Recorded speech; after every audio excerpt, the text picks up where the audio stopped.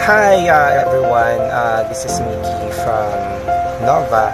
During March this year, we discussed or napag-usapan namin ang ABS-CBN franchise with my boss. At before, natalakay lang siya saglit. Then, they are pro-ABS. Hindi naman ako anti-ABS.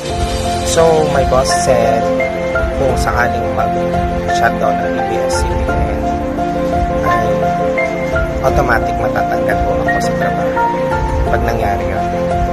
So yun nga, dumating sa point na ito na nga nangyari na tong ABS-CBN shutdown. Siyempre automatic tanggal na ako dahil wala ng ABS. Pero hining ko na rin itong pagkakataon na to para magpasalamat din sa company na pinasukan ko.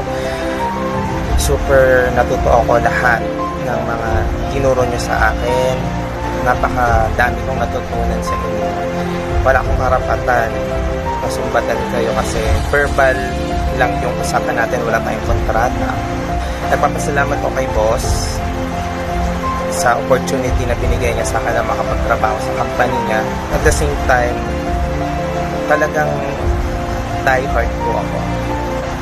Automatic tanggal na ako kasi nga wala nang ABS. Yun kasi yung usapan doon with my boss.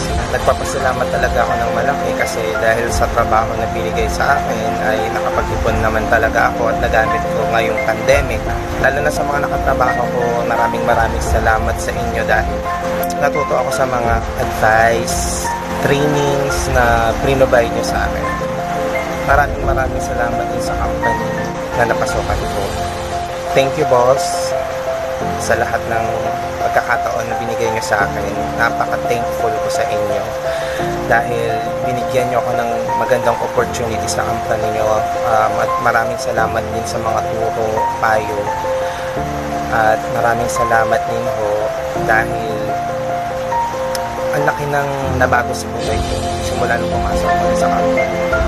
Wala po akong karapatan magpapasalamat. Wala po akong karapatan dun sa dati kong boss dahil super love na love ko si boss. Kaya yun, maraming salamat pati. At yun lang po ang masasabi.